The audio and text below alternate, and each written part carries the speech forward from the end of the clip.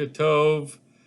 Good morning. We continue with our 3-minute daily dose of Torah. I get to do this from my isolation in this crazy world in which we're living.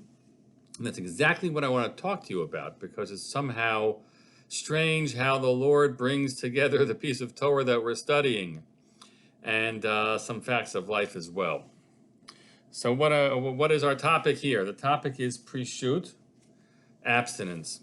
And the Prishut, as we've started talking about earlier this week in our study of Mesilat Yesharim, can be found, as he says, Bahanaot, in the things that give us pleasure, Bedinim, and deciding to be not accept leniencies sometimes, he says, in Halacha.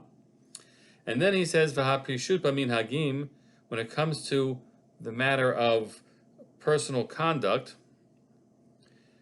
what would Prishut look like? Hitbodedut. That is the practice of secluding oneself. It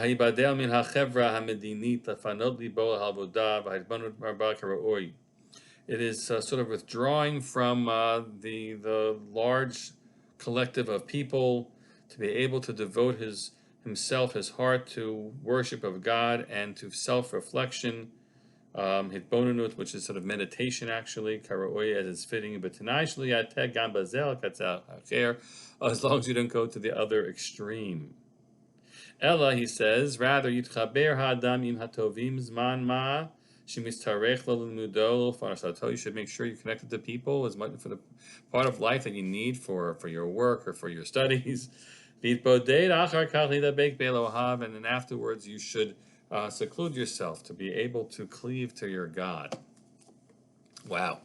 I have to tell you, being in isolation, which is my second time around, the first time was in the spring, Pesach time, and the second time is now. Although this time around, not positive that what I have is COVID, but who knows, but I'm living with that reality. I'm not feeling so great, and I did have a positive test, so we're going to function that way for the length of the isolation. But what does one do during isolation? I've gotten many a text or an email from people, some of whom say, okay, now's the time to binge watch Netflix or Amazon. It's actually a week before Rosh Hashanah. I'm not choosing to do that. What have I done my first day of isolation? It's been mostly returning the very lovely emails that I've received from many folks, or doing some of the planning around Rosh Hashanah. But the teaching of the Mesilat Yesharim here is the reminder that, you know what, use the time when one is not with others, or to even, certainly this is my personal application, but anyone should try to carve out time to be able to dedicate to considering what one's spiritual world is about. That is tremendous teaching. There is some important teachings of the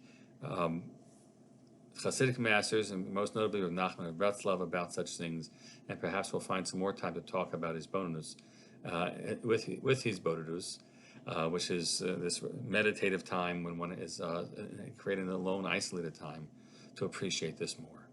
Have a good day and make much of the time you have together, and even the time you might have alone.